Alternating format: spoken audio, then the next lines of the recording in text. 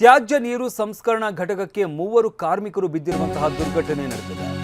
3 ಕಾರ್ಮಿಕರ ಪೈಕಿ ಓರ್ವ ಕಾರ್ಮಿಕನನ್ನ ರಕ್ಷಣೆ ಮಾಡಲಾಗಿದೆ. ರಕ್ಷಣಾ ಕಾರ್ಯಾಚರಣೆ ಇನ್ನೂ ಕೂಡ ಮುಂದುವರಿತಾ ಇದೆ. ಬೆಂಗಳೂರಿನ ವರ್ತೂರಿನ ಬೆಳಗೆರೆಯಲ್ಲಿ ಇರುವಂತಹ ಸಂಸ್ಕರಣಾ ಘಟಕ ಇದು.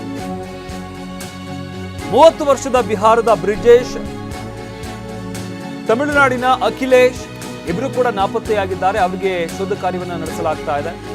ತ್ಯಾಜ್ಯ ನೀರು ಸಂಸ್ಕರಣಾ ಘಟಕದಲ್ಲಿ ಕೆಲಸ ಮಾಡ್ತಾ ಇದ್ದಂತಹ 3 ಕಾರ್ಮಿಕರು ಆಯಾತಪ್ಪಿ ತ್ಯಾಜ್ಯ ನೀರು ಸಂಸ್ಕರಣಾ ಘಟಕಕ್ಕೆ ಬಿದ್ದಿದ್ದಾರೆ. ಓರ್ವ ಕಾರ್ಮಿಕನನ್ನ ರಕ್ಷಣೆ ಮಾಡಲಾಗಿದೆ.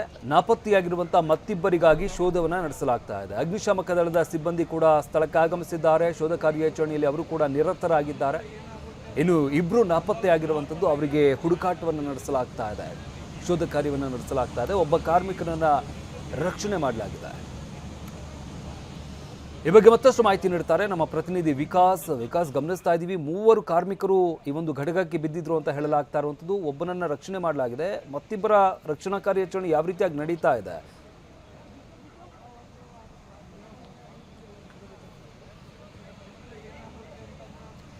ವಿಕಾಸ್, ನನ್ನ ಧ್ವನಿ ಕೇಳಿಸ್ತಾ ಇದ್ರೆ, 3 ಕಾರ್ಮಿಕರಲ್ಲಿ ಒಬ್ಬನನ್ನ ರಕ್ಷಣೆ ಮಾಡಿದ್ದಾರೆ ಅಂತ ಹೇಳಲಾಗ್ತಾ ಇರುವಂಥದ್ದು. ಆತನ ಸ್ಥಿತಿ ಹೇಗಿದೆ ಈಗ ಸದ್ಯಕ್ಕೆ? ಹಾಗೆ ರಕ್ಷಣಾ ಕಾರ್ಯಾಚರಣೆ ಯಾವ ರೀತಿಯಾಗಿ ನಡೀತಾ ಇದೆ?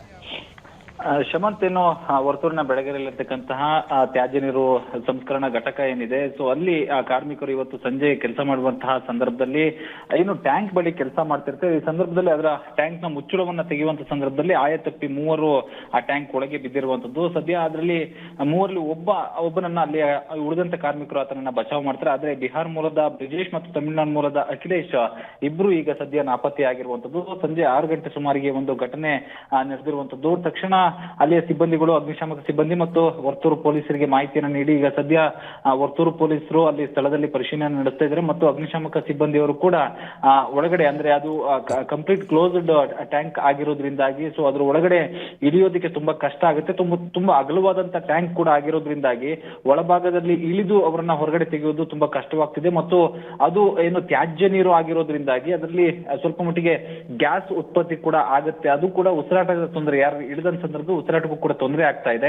ಸದ್ಯ ಅಗ್ನಿಶಾಮಕ ಸಿಬ್ಬಂದಿ ಅವರು ಇಬ್ಬರ ಒಂದು ಮೃತದೇಹವನ್ನು ಹೊರಗಡೆ ತೆಗೆಯೋದಕ್ಕೋಸ್ಕರವಾಗಿ ಈಗ ಹರಸಾಹಸವನ್ನು ಪಡ್ತಾ ಇದ್ದಾರೆ. 6 ಗಂಟೆಯಿಂದ ಸತತವಾಗಿ ಪ್ರಯತ್ನವನ್ನ ಪಡ್ತಾ ಇದ್ದು ಇನ್ನೂ ಕೂಡ ಕಾರ್ಯಾಚರಣೆ ಮುಂದುವರೆದಿರುವಂತದ್ದು. ಶಮಂತ, ಧನ್ಯವಾದ ವಿಕಾಸ್, ನೀವೆಲ್ಲ ಮಾಹಿತಿಗಾಗಿ.